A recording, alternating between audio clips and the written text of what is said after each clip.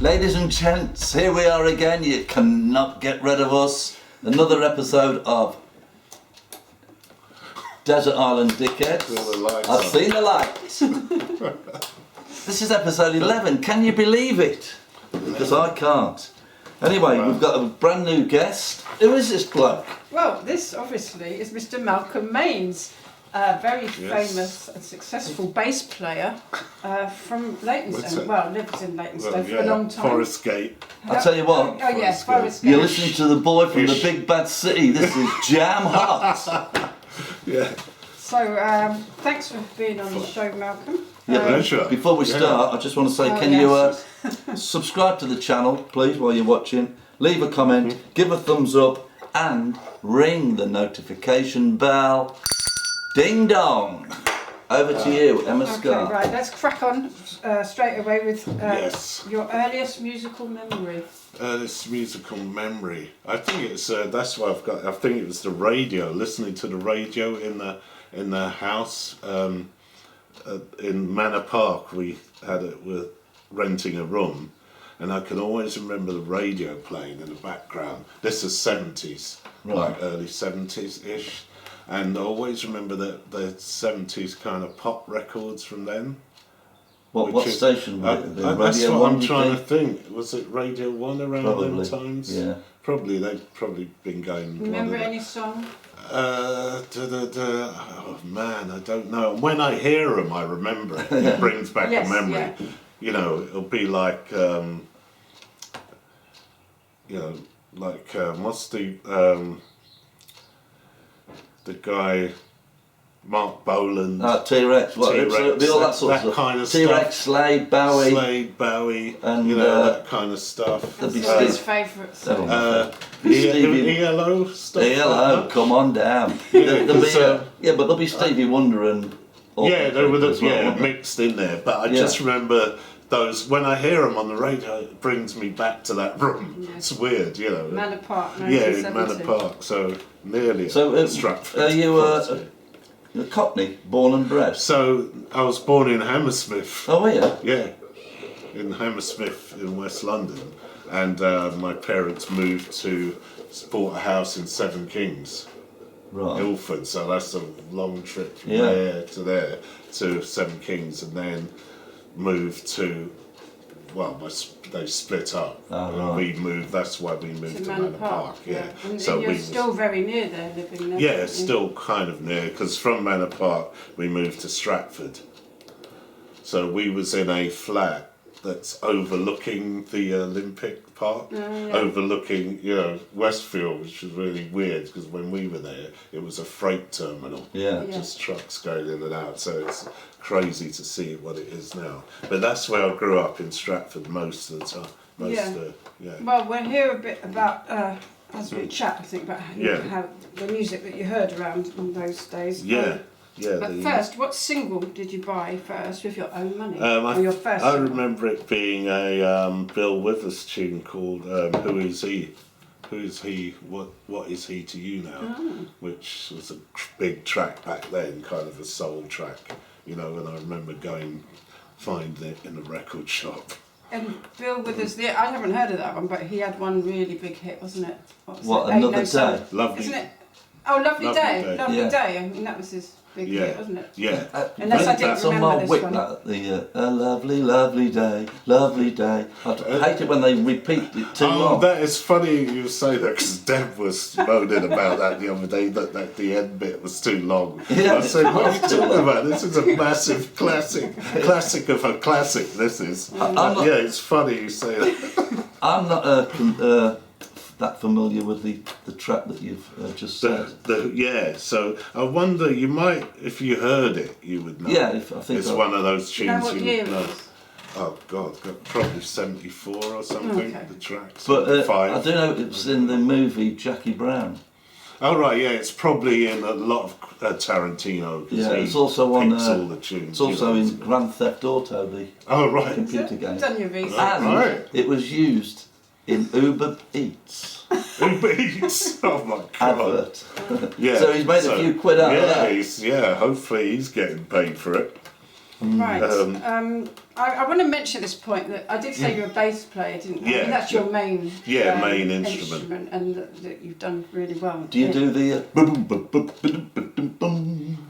What, slapping? Yeah, slapping. Slapping the coffee. Yeah, I can do slapping as well. Yeah. That's part of the lots of repertoire on the styles, bass. Yeah. I think maybe the it- bass will come up in this next question. What was the first album you bought with your own money? Our album was the Grover Washington Reed Seed. Yeah. Funny enough, that's a sax player. Right. A sax. They would call that. He was probably the father of smooth jazz. You know, the term smooth I've heard jazz. this, He's a brilliant saxophone. He's since passed on. But because I was going to play sax first. Yeah. I was about to start looking for a sax because I was so into And that what sound. happened? But then I heard Herbie Hancock and Paul Jackson, the bass player, in Headhunters, Herbie Hancock's Headhunters, and I thought, no, I've got to get a bass and get that sound. That's interesting. Yeah, so that's I weird. don't It's think crazy. of them as that connected, but I suppose in jazz they are. They use Yeah, bass in guitar jazz, in jazz. yeah, that's it. You get it, you've got your bass, your sax and all that. So Were your parents, did they play an instrument? No, No? they didn't play. My granddad played guitar All right. back in Dominica in the West Indies. He played guitar. Well, And like a few baldness, uncles. it might skip a generation. Yeah. Did you hear your granddad play guitar just when you no. were visiting? No, never heard him play it. No, So just it wasn't a told. direct influence. No, because he lived in the West Indies and we were here. Yeah, I know nothing about jazz when I was growing up. The only thing I ever heard about jazz, my old man had this little saying he'd always trot out every now and then. He said, "Son, a rock musician will play 3 chords to 100 people, where a jazz musician will play 100 chords to 3 people." Did he say that? He did, yeah. That's brilliant. Yeah. My dad was a Probably jazz fan and a jazz musician when he was younger. Yeah, played saxophone, trumpet, and trombone. Yeah. But he called his bands the Skifflers. So I don't know if there's a sort of genre that was jazz skiffle. Jazz skiffle? It wasn't smooth jazz. It was very. You've just invented a genre. Yes. You've heard it here first. Probably, Emma's just invented a musical genre. New genre, we better get on it. Yeah, let's Get start. some tracks We'll start a done. band up, the 3 of us. Jazz Well, skiffle. that's where your influence comes from, that musical direct. No, I wasn't really mother listening to it. A mother plays a little bit as well, though. does My she? mum's taken up piano. Oh, Yeah, she's as a taken it. Oh, right, older okay. lady. Ah. Doing very well. So Grover Washington was the guy at the time, and I bought the album, and I've still got it. Yeah, do you still listen to it? I haven't listened to it for ages. I think I listened. Someone did a cover of a track the other day, and it reminded me of it. Another band did one of his tunes. Yeah. Because they're well known. There's almost some standards in there. Yeah. Yeah, but they're more funky type jazz funk rather than up straight jazz. Would you say that? Bebop. What's your favourite genre of music? Of everything. Wow, Although that's you have difficult. said to me before that you like so many different types of That's music. right. Yeah, What there's about to too play, many. though? I What like do you like to play? jazz a lot, I should say, but I like funk as well, like the James Brown and all that, and Prince. I love all that stuff. So it's hard to separate it all into. But I listen to jazz a lot, I should say. So maybe that is where I lean. Yeah. So if you listen to, because you're married man, aren't you? Yeah. Do you have to listen to it with your headphones on? Well, now I'm in the garden room. I've asked it out. That's another saying my old man used to trot out. He said, "Son, if you ever get married, which I never, make sure you've got a shed because that's where you'll be spending that's most of it. your time." I don't believe you said that. So, Anyway, moving on. What was Yeah, the first so- live show you went to see? live show was Slave, a funk band, and another one. If you've heard one of their tunes, you'd know. So if you're kind of clubby and you've been to something. I'm not really clubby. But Well, back then I'm talking about. But yeah, so Slave, they're an American funk band, and suddenly we heard that they were playing in Basildon.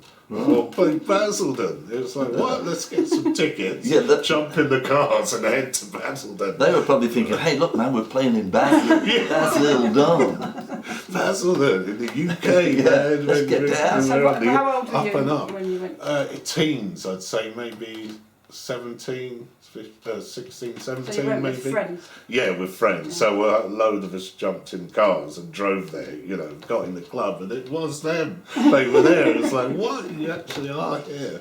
And it was a nice, small, intimate kind of club. So you're right there, you know, standing a couple of feet away from the band. Nice. It was fantastic. Was it a good sellout, was it? Yeah, it was packed, the club. Yeah, it was definitely. This could be where Johnny says his usual thing of us Londoners don't know we're born. It was easy for us to go and see people, and he only had the working man's club in the north. Right. Well, it's funny that the Bontempi organ and the snare drum. But it's fun. The irony is, you know, we had to go to Basildon to see this band, and we got wearing in London. We get a lot of people on here who live in this area. They went to loads of clubs. Did you ever, like the Uppercut Club? Oh yeah, that's right. The one in Forest Gate. Yeah, because it was a club. I went there when it was like more like a disco. That was 67, wasn't it? But you're talking about when Hendrix was there and all that. Yeah, 67. Yeah, you because were just a baby? Yeah, I was 63. I was born 63. So you were 4. Baby. So you didn't go to the Hendrix? No. But that one is the one. That's where they got the mural now, isn't it? Yeah. But so I was shocked that so many big bands played there. The Who, Hendrix, all those Small people. Faces. Man. Stevie Wonder. Otis Redding. The Jimi Hendrix mural that we're talking about was only finished this year, and if you live miles and miles away and wonder what it looks like, check out our video. We did a video on it. It's absolutely fantastic. Oh right, I have to look at that. Yeah, I haven't seen that. But the Hendrix. Okay. Your favourite live show that you've been to? That's Prince. No, it didn't take much time thinking about that. No, that's quick. No, that was a quick one. So tell us about the Prince. The Prince is just, the concerts are unbelievable. The musicians, you know, the musicianship. Well, his musicianship's amazing. Him alone, but the rest of them were fantastic. Whoever he brought in. So it was like more than a show. Yeah. You know, you couldn't sit there there was no 2-second breathing gap between brilliant music. So Wembley Arena, I think I saw him there twice. Been a few times. Yeah, so a few times. So I say that, I put that just above Miles Davis in Miles' life, that it's just that I could say it's a smaller band, but they're brilliant musicians in the Miles one, but the Prince one, unbelievable, because you've got vocals, you've got this going on. What's your favourite Prince song? Ooh, too hard. Too hard, because I have to I wasn't that shuffle into through. him, but I did like. I really like the. Maybe I'm just like my mother. When Doves Cry. When Doves Cry. Yeah, When Doves Cry. Yeah, that. And Purple Rain. Of course, Purple Rain is the classic. Yeah. I saw Prince. Oh. Where? But you know, I can't remember where. I wonder if it was Wembley. It's got to been somewhere big. When I was a teenager, I didn't like his voice that he sang so high. I didn't know why he sang so high. I mean, he didn't always, the but falsetto. So it was the falsetto voice. Yeah. But I see now it's a thing. And it's fine, isn't it? The good thing about Prince is he was a rocker as well, wasn't he? Yeah. He plays everything. You know, but what a guitar player. Have you ever seen the clip where he plays While My Guitar Gently Weeps? I don't know. You check that out. Check it out. He plays with Tom Petty. Right. Jeff Lynne from ELO, who you mentioned earlier. Right, George Harrison's son, because George was dead. Right. And they do this version of While My Guitar Gently Weeps. He comes on and does the guitar solo. Yeah. And they're all thinking, we might as well just give up. And is it a live show? It's a live. Even I've seen that. Oh no, I can't see that. Christ. Breathtaking. Yeah, because he was too underrated. I don't think he was rated enough for his guitar playing. Well, he didn't really, he wasn't out front with it, was he? No, it was kind of, it's you know, more a company. You know, like Jimi Hendrix was. Yeah, the guitar was him. Yeah, that's it. Prince was more than It's that. part of the act. Yeah. You know, he's dancing, he's singing, he's doing everything. So it's hard to concentrate on his just one guitar. You know, I don't know if this is true or not, but because you know he was sort of hooked on paint. I think he was hooked on painkillers in the end. Yeah. And it was through. This is probably a load of rubbish. Internet rubbish. You ought to do your research. Well, you read it on the internet. That's your research done. But because he did all that dancing in them high heels. Oh right. You know, they were like 6 inches. That he was on painkillers. He was on painkillers. Well, now he knows how women feel. Yeah. Having to wear our high heels all the maybe time. from the dancing, in high heels like that. Christ. I'm so glad I stopped wearing my heels in 1976. Obviously, Oh, you would have died of an overdose. he died far too young, didn't he? He never got old, it seemed. No, young still. He was still doing shows, wasn't he? Yeah. Christ. But so that one, Prince just tipped Miles Davis. We've touched on this already. Yeah. Who would you have liked to have seen live? Oh, Jimi Hendrix was Yes. definitely. And we've established you before when you Yeah. played that amazing Boxing Day gig in the Uppercut Club, where he also wrote Purple Haze in that club. Oh right. Yeah, he wrote the song there. I know this because I've been studying it lately for a project. History, But I suppose you were born a bit too late to see Jimi Hendrix. Yeah, What too year late. did he die? 70? 70, yeah, 71, something like that. 70, end of 70 or something. Yeah, definitely too young. But obviously I listen to every record I can get my hands on. Yeah. Someone was asking me what's a favourite, Steve Hume, the guitarist, what's my favourite guitar solo, and I said Machine Gun. And he said, everybody says Machine Gun. Do you know Machine Gun, Jimi Hendrix? I don't know. No. I'm surprised you don't. No. Look go? that up. Look it up. The lyrics, everything. It's like a social commentary type of track on Vietnam War type thing where he does all the effects. You know, like he does Star Spangled Banner. Oh yes. And he makes it sound like aircraft. Yeah. And he does that with the machine gun. It's unbelievable. Well, listen out Sounds like a machine gun, the guitar, everything. He was in the. Was he in Vietnam? No. He was in the army. Though, He was in the army, but got discharged because of injuries. Oh, right. Yeah, so he missed it. Yeah. But so machine gun. Did you know there's a Jimi Hendrix small museum in London? In London? Why haven't we been there? Well, I think you have to pay. That's why. But it's That's called. why we only went to see the mural. It's Hendrix and Yeah. Hendrix and some classical musician like Mozart or Oh yeah, Handel. it's Handel. Is it Handel? I saw Is that. it and I like a thought, why are blue they plaque together? house or something? Yeah, but the house is. But the house they've is- put the house up as I well. think They both lived lived in there. the same place. Right. It's All classical. those years later. Yeah. Between. Oh yeah. I have to go there. I think Yeah. we could pay. Yeah, we can have a look We'll at start it. saving It's up. worth £1 a splashing week. out on. Yeah, it's worth it. Hendrix definitely. Right. You know. That's see. great. So when you were a teenager, which I suppose for you would be the 70s and 80s, Yeah. 70s. would you identify it as a teddy boy, mod, rocker, hippie, glam rocker, punk, heavy metal kid, goth, new romantic, soul boy, or anything else? Definitely Soul Boy. Yeah. I thought you were going to say Teddy Boy. Because we were there when the punk ball started up. We was just at the end of school. The punk bands starting to come because they were playing. Some bands were playing in Tom Allen Club. Yes. Do you know Tom Allen Is Club? it Canning Town? No, just at the back of Stratford, almost right. opposite where the Picture House is. Oh yeah. Where those council flats are. There's a little community centre there called Tom Allen Club. They used to do plays there and stuff. And the church, is it St Francis, the one on the Grove? That They big one used in to the go middle in of the the, road. there's around the back, there's like, you go downstairs and it's like a hall, and you Is used it? to play in there, bands used to play there. Yeah, used to play, and I remember seeing we knew some of the guys, the punk guys from the punk bands at the time.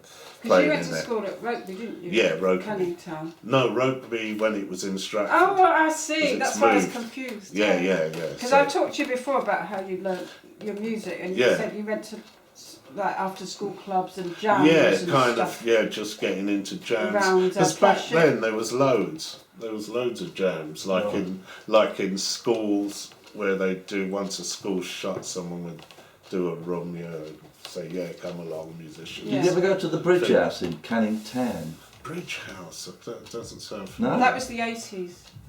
Wasn't it? I mean, not that was me, wouldn't know.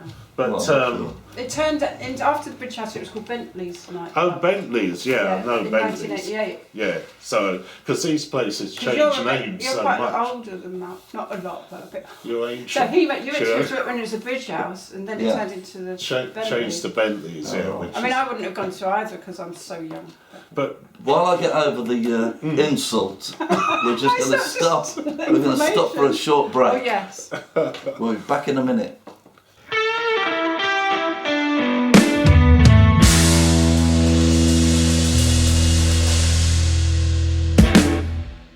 you need someone to hire someone. Welcome back to Desert Island Dickheads. It's going very well this episode with our marvellous guest. We were just talking about. What were we talking about? Oh yeah, you were insulting me. Bentley's and the clubs. Club. Do you remember who I was you going to saw say there? something else. That's a DJ. Yeah, I don't know. I'm trying to think of because we were saying all the places you could play. Yeah. Like in schools, they used to do it. That's why I mentioned Plashett before, down Plashett Road, and they used to bring your instrument along.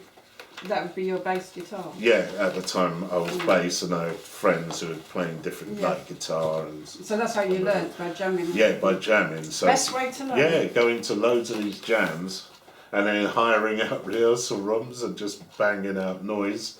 Because remember back then you used to get rehearsal rooms in like railway arches and stuff, and they were dirt cheap. You know, although it was dripping wet on you and you were playing, you could get electrocuted. But yeah, back then there was loads of them around. Yeah. All over. Not so many now, is there? No, I don't. Unless we don't know about them. I often say this because young people might know where they are, but we don't. We go to one sometimes in Debden. Oh right, all that way. Yeah. Yeah. And there's Hackney, the premises, but I imagine that's really expensive now. Those are the posh ones, though. Yeah, see, but you don't have any of the dump ones anymore, like the old. Like we go premises and we go all those places. When I rehearsed with Mo and stuff. Mo and the Motherfunkers. Brilliant band. But so I was going to say we were talking about the 70s and the jams and everything, jams everywhere, but then. What year was it? I'm jumping forward to 80s, mid 80s, 86. The government funded a project like a music school called Musicians Academy. Did you ever hear about that? No, but where was that? In Wapping High Street. So if you went to the job centre, you saw it on the thing, an advertised board, back then in the job centre where there was cards back then.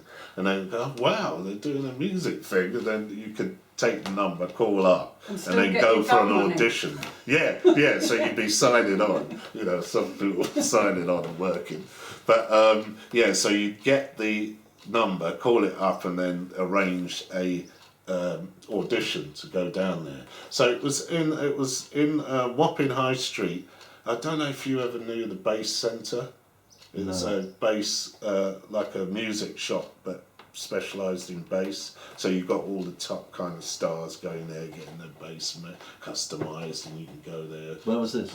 In Wapping High Street. Oh, right. Yeah, incredible. Right, Wapping High Street. Is that where we went lately? Yeah, it's really posh now. Like now, it's like £1 million flats. Yeah, flats. More than that, 4 million. Oh yeah, I'll tell you what, yeah. What's his name? Graham Norton's got his up for sale. Right, oh, Jesus.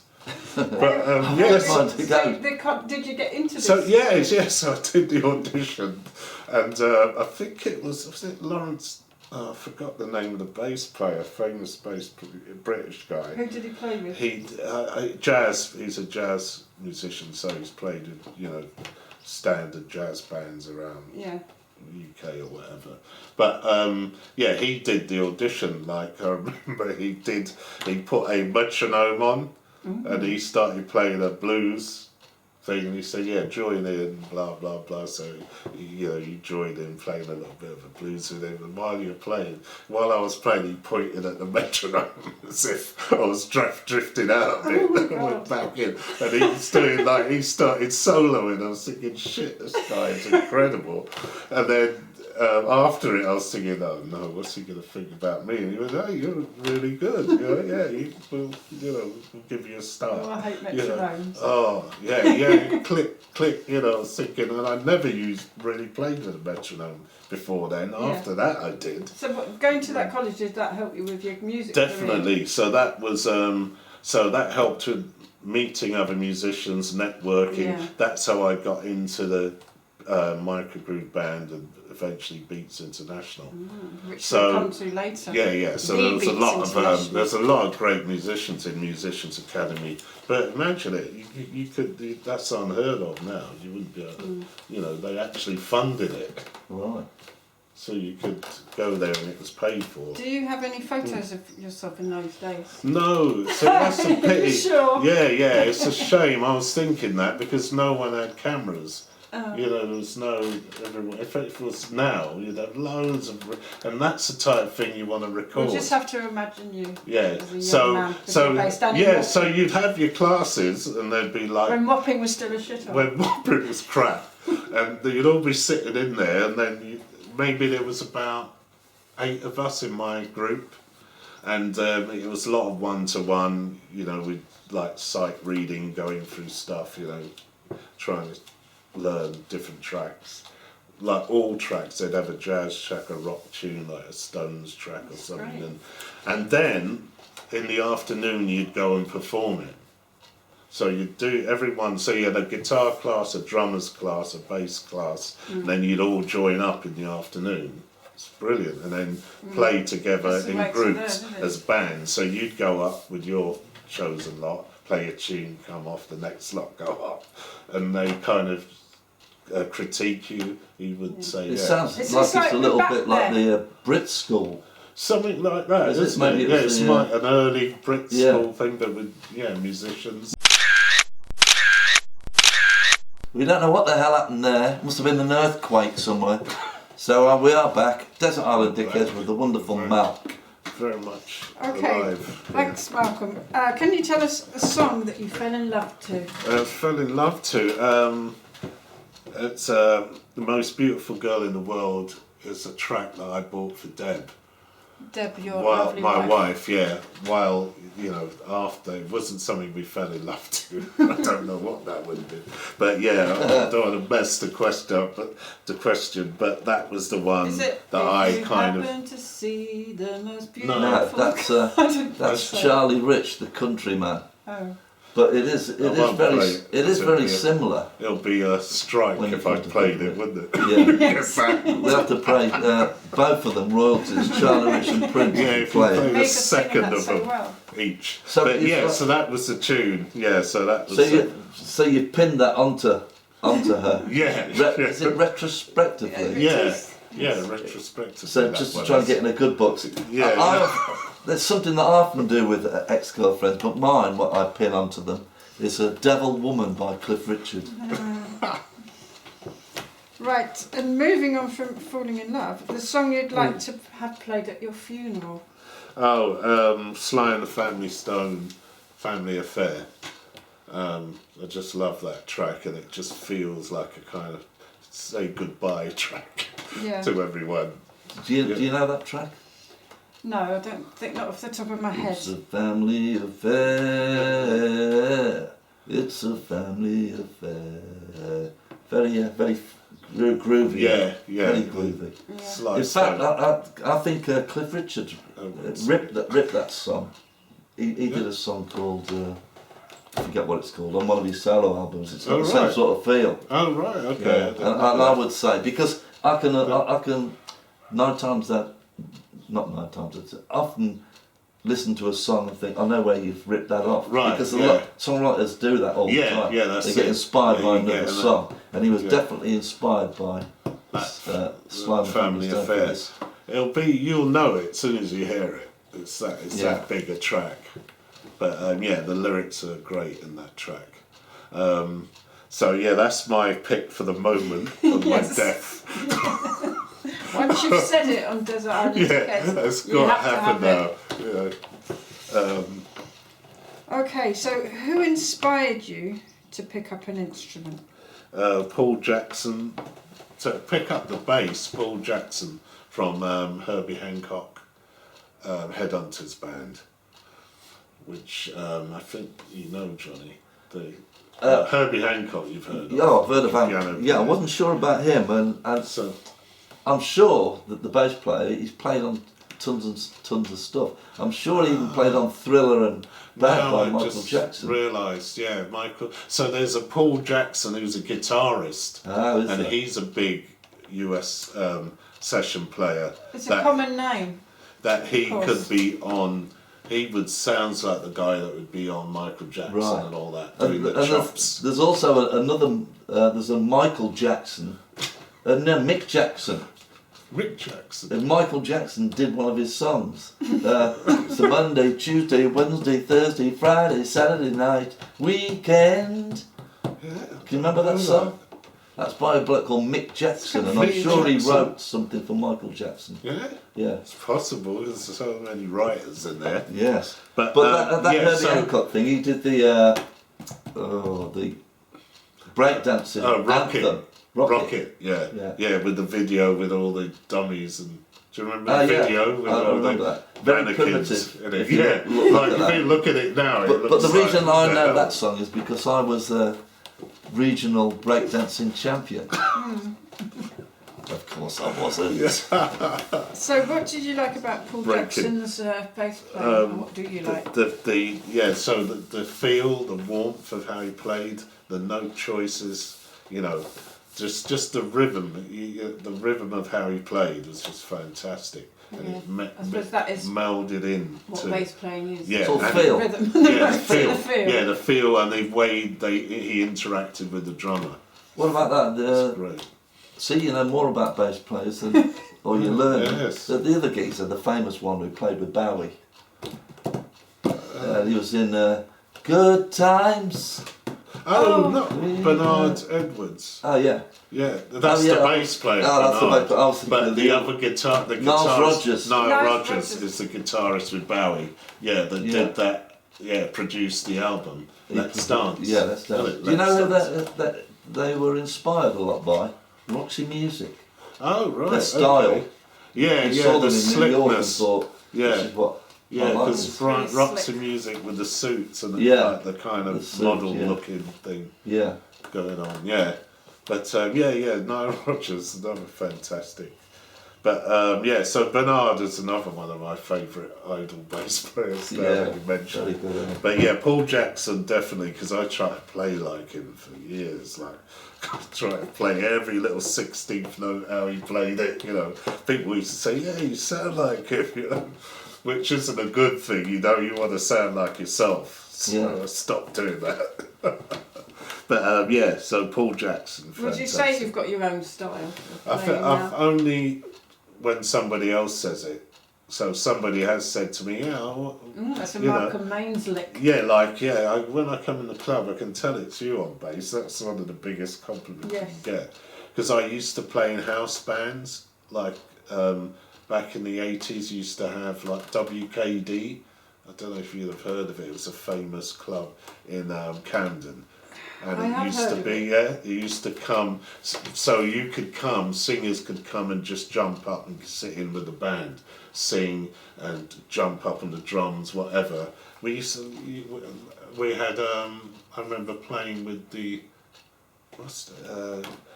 famous drummer, Simple Minds drummer, came up and we jammed it in, and a few singers, and it was just such a cool place, the atmosphere. I don't know it, but it sounds like the sort of place Misha Paris would have gone to. Yeah, definitely. Yeah, that kind of place. Who is that?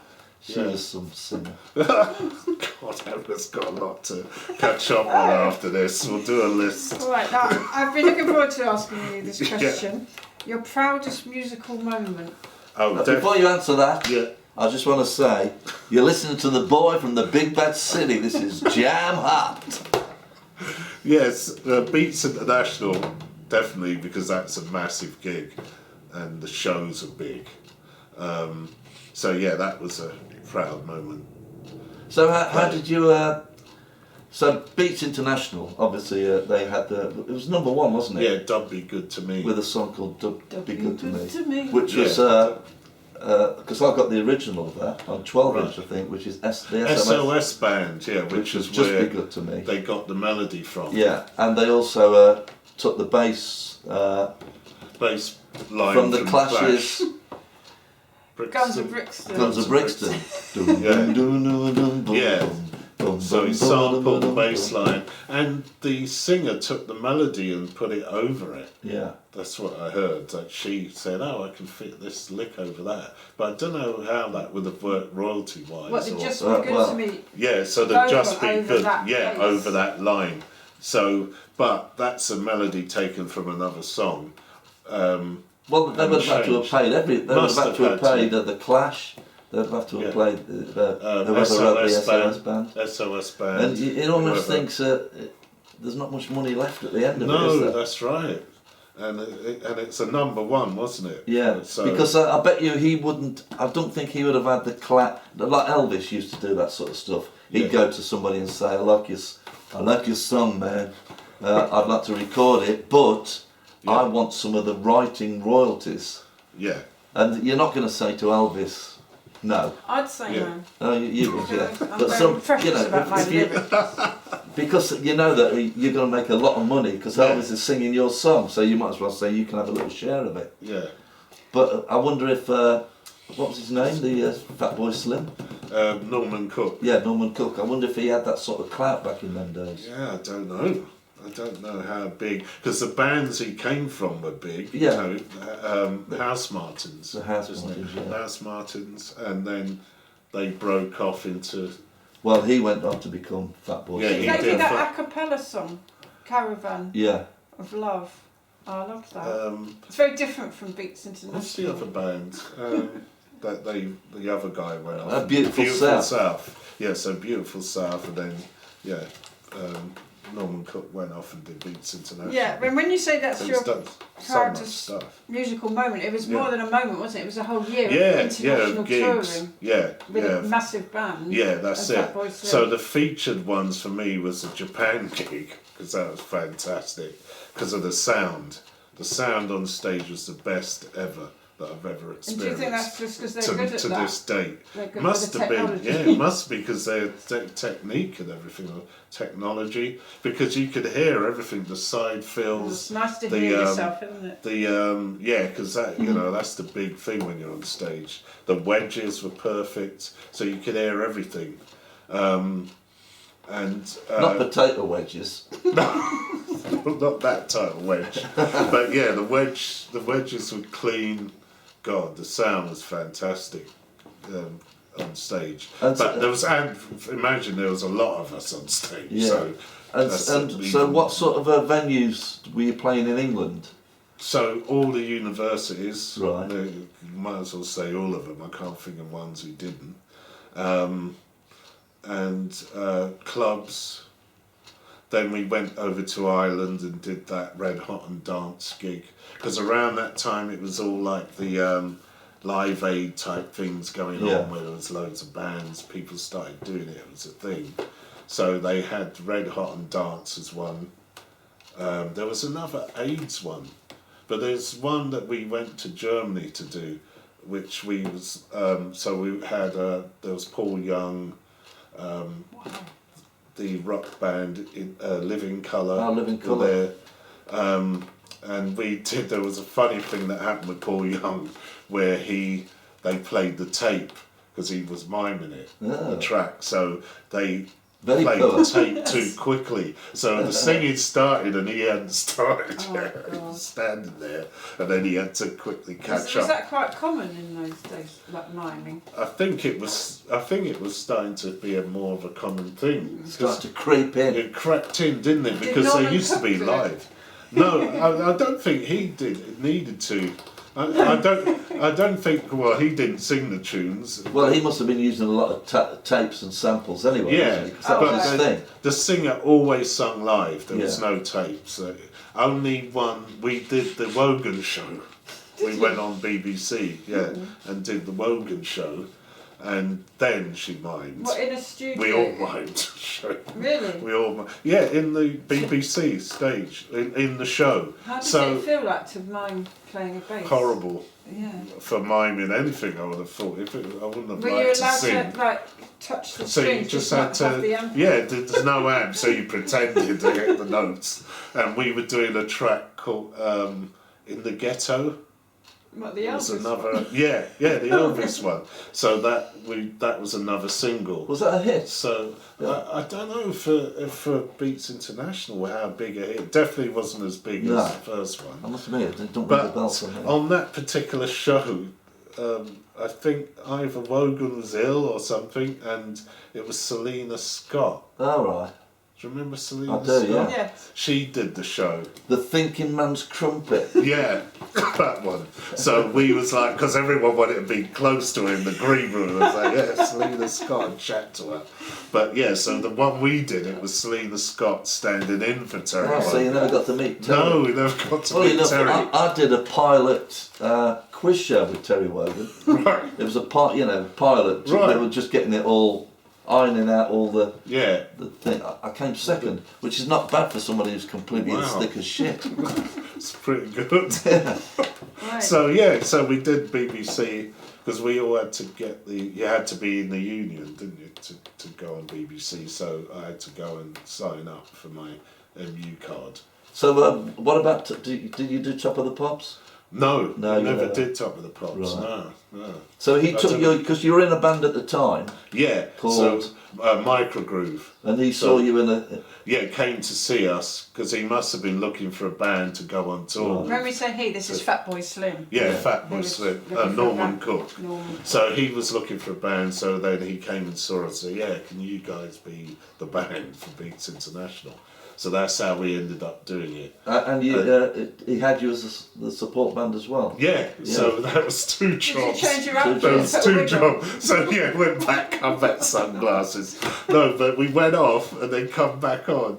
And it's funny, the crowd loved that because they saw us come back on because they loved the first part. And they said, what, you guys are back? You know. What did you play with the first band? Was it stuff you'd written yourself? Or funky. covers? It was mostly written by Ashley Slater, who was the singer and trombone player. Yeah. And he was the singer on Turn On, Tune In, Cop Out, which was, what was the band? Another Norman Cook project that that charted that track. Yeah. Charted after that. You would remember if you heard it straight away. I probably would. Because you know that saying is turn on, tune in, drop out. Yeah. Is that what? They changed it to Cop Out. Ah, right. Okay. Because that was by a bloke. He was like a acid. Yeah. What was it from? That's Timothy, right. Yeah, I know what you mean. Timothy Leary, I think. And he came out with that. Saying. Yeah, that was his saying. Yeah. Famous 60s saying. Yeah. Tune in, turn on, and drop out. Yeah, not Cop Out. Yeah, but they just changed it. But so they went on to do that. Just as I was doing that, I left the band to go and join another band that I thought was going to make it big. You know, that's what you do back then. I was kind of headhunted into another band, and it didn't do very well. No. You know, they had a deal. Inner Colours, it's called. Funny enough, we've had Living Colour. Yeah. Inner Colours, and there's some great songs in there and stuff, but you know, the deal didn't work out with the record company. But so I asked a friend of mine, Dale Davis, to go and to swap with me, to take over the bass role. Okay. So he joined when we did when they did Tune In, Turn On, Cop Out. And he is the bass player, or was the bass player for Amy Winehouse. Right. So that's where you'd recognise him from. Okay. So he was MD and bass player for Amy Winehouse. What's MD? So, musical director. Oh, right. Yeah, that might have been you. So If you had stuck around. God. Yeah. Sorry to bring that up. Yeah, make me feel even worse. Yeah. So We've all got stories. Well, Yeah. not all. So but a lot of do people you have regret stories that like decision? at the time I did, not so much now, You've because got I over it went now. on and did loads of other stuff. Right. But so Dale we used to trade stuff. Like he'd say to me, yeah, I went to this audition, it was shit. Do you want to go and try? You know, and I would go sometimes and say, yeah, you're right, the bands, you know, we'd agree. But yeah, we used to have that kind of a relationship musically. But he's still doing Amy Winehouse. So Dale is the one that produced the MD for Amy. What? Yeah, Is yeah, he- Amy he's- Winehouse. And he's your He's dead friend. as well, is he? No, he's You fine. just said he's still doing it. He's still doing it. He's still doing the. They do an Amy Winehouse band. Right. She's not like the ghost that's come back from the dead. She's not like a hologram. Yeah, she's not like ABBA. Yeah, No. she's not like So that. what, have they got some young girl singing it? Yeah, So it's like another girl. it's a tribute band. Yeah, it's more or less a tribute band, but Yeah. with the real band. Oh, right, okay. So it's more than a tribute. And you played in Germany. Yeah, so that was there was a massive gig. It was like the size of Wembley Arena. Right. So the stage was gigantic. But there was loads of other bands, I can't remember. But yeah, Paul Young, you know, that Living Colour, some of the dance acts of the time. Reggae Singer was on there that had a #1 tune. Maxi Priest. Oh, yeah. Do you remember him, They were Maxi big. Priest? Well, So I it thought was Maxi loads of Priest acts. was a band name. No, that's him. That's him. Yeah. He was big. Yeah. So I think so. Yeah, Maxi Priest. But yeah, so there was loads. It was a massive gig. Right. So we went over to Germany for that in Berlin. Exciting times. Yeah. Very So it was a exciting. lot. I was busy. What put kind it of that age way. were you? Were you in 20s? Or? 20s, late 20s to late 20s. So 80s, I was in my 20s. So, because I remember in 91 we were going on the bus somewhere, the tour bus, and the trumpet player in the band said, he came up and he said, oh no, Miles is gone, man. Miles is dead, he heard on the radio or something. So I always remember that moment when he said Miles Davis had died. Right. Yeah, and he's a trumpet player, so he was Yeah. into all that. But yeah, so I was there touring in 91. So I went on from there to do various bands until I ended up with Mo and the Motherfuckers, which Emma knows well. Yeah, brilliant. My Fatboy Slim, he did a fantastic remix of the Rolling Stones' "Sympathy for the Devil." Really? Yeah. Oh, right, So okay. I sort of felt it's like the future. That's Of a hard track to do, I would have thought. He did it brilliantly. Yeah? Yeah, I'll have to it's listen. absolutely I'll have to brilliant. Find that. And I thought that to me that's like it could be like the future of music, taking old tracks because I don't like much new music, No. and then just putting a different spin on it. But Yeah. You should check that out. Oh, right, is it good? Yeah, I I'm don't going to like check different that out. spins on our Yeah, I did. It's Is like it the attached to It's like the original? Elvis Presley thing that came out. A little misunderstood. Yeah, that was That good. was a great remix. Yeah, I like that. You know, See, it's young good kids- if someone does it in their own way. Yeah, It well, makes- young kids getting hold of it and doing Yeah, it with them, that's, bringing it into the modern age. I think that's I'm okay. all for that sort of stuff. But not if they try and copy it and do the same thing. And I was going to start a Fatboy Slim tribute band. I was going to be called Fatboy Fat. Fat boy even fatter.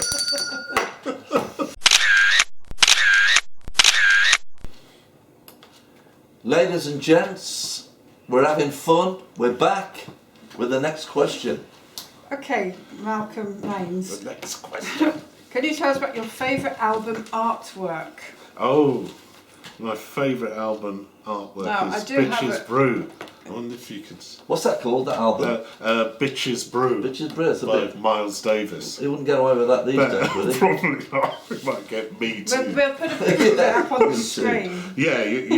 Yeah, because to really get the, yeah, you want to see it on the full screen. But it's fantastic. But I only just found out who the artist was. I can't remember the name. I have to send you the link. It's I think it's a German guy that used to do. He did a lot of album covers and a lot of different artwork that's on display in galleries and stuff. But I just thought that was fantastic. One of my favourite album covers that I own. Yeah. Yeah, I think that was my top pick. So you've got that album at home? Yeah, is it in good nick? Yeah, fairly. Yeah, it's not bad. It's in a plastic cover. One of the few the bane of his life plasticky plastic covers. I'm just going through all my stuff, right, because it's starting to drag me down. I've got that much gear. Yeah. And I'm looking to get rid of some albums. And I've had them in those plastic, thick the sleeves. Yeah. And a lot of them have started to go very greasy. Right. And even stick to the they can stick album. to the thing if humidity so there you are gets thinking to it. it's really So be careful with your with that. And it's true, I haven't looked at a lot of them that are in the mine have been there shelf. for 50 years, and I probably haven't looked at them for 30 years. Right. So I'm glad I have. I've managed to I've took them all out of them the there. plastic's joined up with the paper.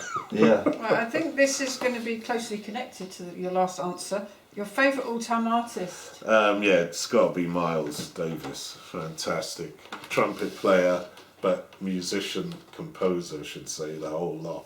Not just a trumpet player. And if you know his history, he's changed music styles through the years, like in jazz. Like brought in the new styles that everyone follows. Like Birth of the Cool, jazz, bebop. You've heard of bebop? Yeah. In jazz, like the fast stuff. Is he still alive? No, he died in '91. Oh, because I thought he started a long. Sorry, you mentioned that. Yeah. I thought he was around like in the 50s. Yeah, definitely 40s. Yeah, late 40s. Yeah, late 40s. Yeah, he's been around long. He's got tons of albums. There's no way you could go through the album collection. Was he a bit of a nasty boy? They said, like with his wives and stuff, he was. Yeah, because he was married There's to a bit of controversy he was there. married to a very sexy woman, Bette Davis. Was it Betty Davis? Yeah, the rock.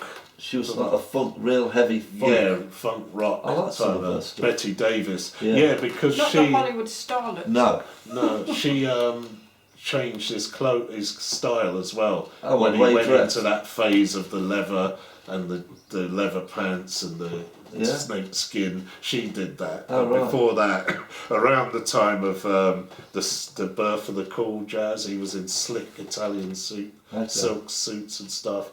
Then he started to get into more fashion because of her. Right. I think she was the one who made him change his dress, how he dressed and everything.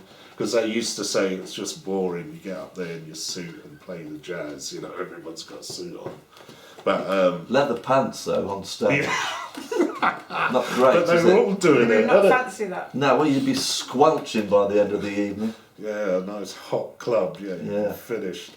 But he was. So the music I'd have to play it to you to explain it. So the stages it's gone through from the, and the people he's brought with him is massive for, like the sidemen artists that came with him. So they're all massive in their own right. After having. What about Charlie Parker? Yeah, so Charlie. Did he play with him? So Miles played with Charlie Parker. So Charlie Parker's first. Oh right. Yeah, so it's Charlie Parker, Dizzy Gillespie together, and then Miles comes as a young kid and joins them because that's his schooling. Then too. So he learns everything from them. Well, more stuff from them. So you've heard of Dizzy.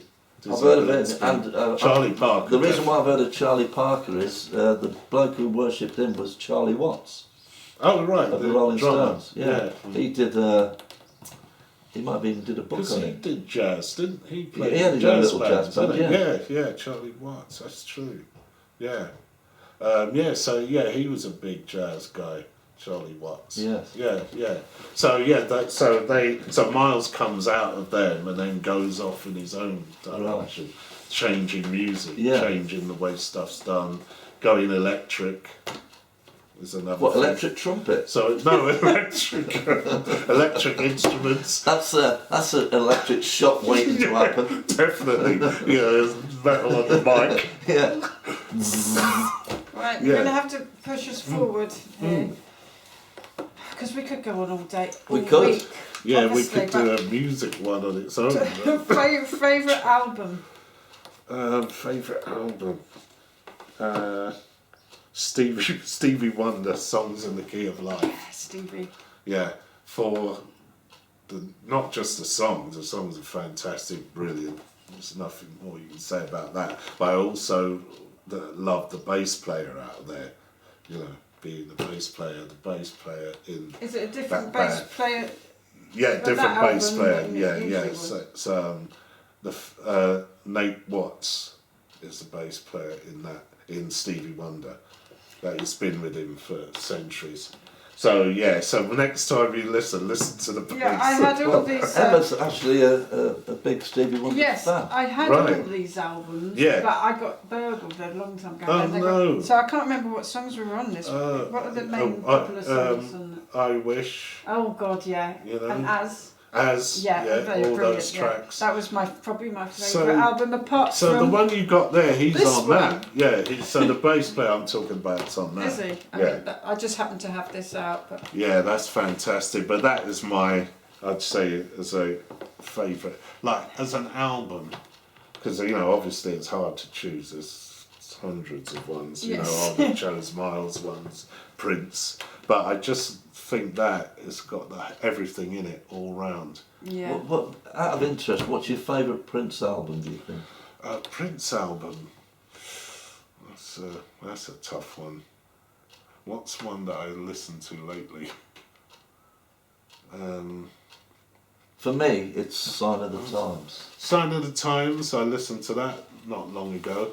Yeah, I'd say that's one that definitely stick out because we went to the gigs to hear that live. So the thing that was strange about Prince, he seemed to use the first sound on a keyboard that he came across, and a lot of it's sort of dated very badly, I find. Like to listen to now. Yeah. Probably, 1999 sounds very dated. Oh yeah, they probably used the DX7 to death or something. Yeah. Remember the Yamaha DX7 was in fashion? Yeah. Everybody used a DX7 on there. But yeah, and the overhang. Do you know what I mean by that? But yeah, I know what you're saying exactly. So yeah, like it's 1999. So some of those synth sounds. It dates it, doesn't it? Yeah, they sound old. I remember those details. I have to say, Do you know I'm impressed that track? that you both knew what you were talking about. Yeah, we played the same chords. Yeah, we know the chords. We both went to piano school together. They had this exact one. But definitely, I agree with that one. Yeah, Sign of the Times. Really difficult, even maybe more difficult than favourite album. Favourite song? Oh, Jesus Christ. Favourite song? Now we've been talking, it's like, but no, What's Going On? Marvin Gaye. Yeah, What's Going On? Brilliant, and that's from the album What's Going On by Marvin Gaye, isn't it? Yeah. Another brilliant album, I would say. Another anthem, another kind of social commentary track about the Vietnam War, like we were saying the others. Yeah. Who was it we were saying before? Oh, the Jimi Hendrix one. That's and there was another one as well we were talking about. But so it's massive, especially at the time, because they didn't want him to do it. Berry Gordy. Yeah. Did he do it on Motown, this album? Yeah, it's Motown. Because it was very different from most Motown. Yeah, it was completely away from what they were doing, so he had to fight hard to get it released. So thank God it happened. I mean, that was I listened to that album over and over again when I was a teenager, and that was the one I think that stuck out for me. But also the cover.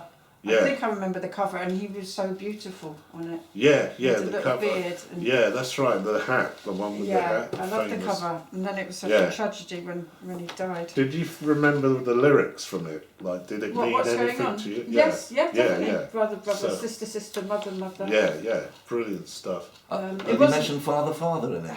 I don't know. Yeah, he does everyone, Yeah, he does. So, So I'm surprised this part we got to mention. yeah, yeah, I know. War is not the answer. Yeah, so Vietnam War, because that was, remember they had the draft then, so, because my uncle was in Vietnam. Really? Yeah, Lloyd, yeah, he was in, because they lived in the US Virgin Islands at the time. Oh, right. Yeah, so he got... Did he get home all right? Yeah, he got home fine.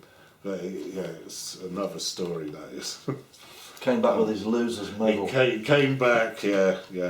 But he lost his leg when he came back. Did, you what? believe that? What, he lost his leg? In an accident on a Caterpillar truck. Oh. You know, like he was building his house and he was driving the thing and it tipped over. Bloody hell. And then fell on his leg. So imagine you go through all that. Uncle who? Lloyd. Uncle Lloyd. So imagine going through all that. Yeah, you go through the war and then you... when you get back home, you lose your leg. Anyway, on quite a sad crazy. note, to go on to our last question, Yeah. unless you've something to say, Johnny? No. The leg thing's thrown me. Yeah, that's yeah. That's going to haunt you. Deep, Johnny that hates stuff like that. I can imagine how you felt, because when we came over here, I thought I'd lost my baseball cap. And that nearly killed me. Yeah. So yeah, imagine. Right, you've been a marvellous guest. Thank you so much for coming along and sharing. great, Well, it's been man. interesting because I Really didn't know a lot of this stuff. I must admit. Yeah, I've learned a lot as Thoroughly well. enjoyed it. God. So, can you recommend something to our viewers that you've discovered lately? You know what I've discovered lately? I would say, because you mentioned about the album covers, I looked that artist up. So I would say that's something I've newly discovered, because I've got to look at his site. But I'll have to send it to you, the link. Yes. Yeah, there it is, Matty Clarwine. And that's so Matty Clarwine. he is the Yeah, he's the. I say he. Yeah. So he designed that Miles Davis cover. Yeah, so it'd be great. I'll show you the cover another time, the actual cover, because that's it opened, if you can imagine. Yes. So it's different on the outside as well, then you open it up. So it's artwork everywhere, all round it. We've actually been... See, look. Oh, so what you discovered and you're recommending is to look at his Yeah, to look at general his art stuff. work. Yeah, it's really great We've stuff. been going to quite a few I'll give you one art example. galleries recently for making films on our channel. Yeah. And Yeah. like Bob Dylan does a lot of artwork. Oh, right. Okay. Ronnie And Wood. Yeah, Ronnie Yeah, Wood, the Rolling Ronnie Stones, Wood. he's a big artist. Robbie Robbie Williams even had an exhibition, but we weren't going to pay 20 quid to go in and see that. Oh, Jesus. Yeah, it's really good.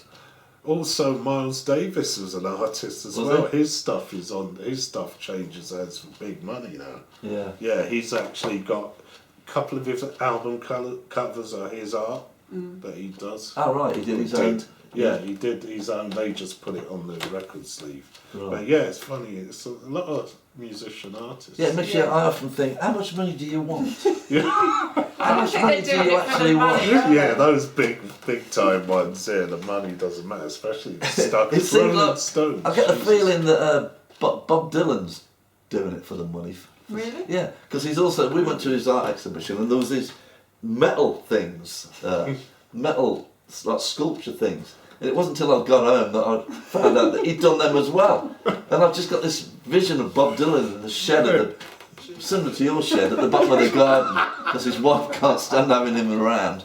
There with his welding mask on, painting with one hand, welding with the other. Yeah, $2,000 for that. Next, please. Yeah. So, anyway, Mel, absolutely Do we have fantastic. something for Malcolm? We do. You don't go away empty-handed here, you know.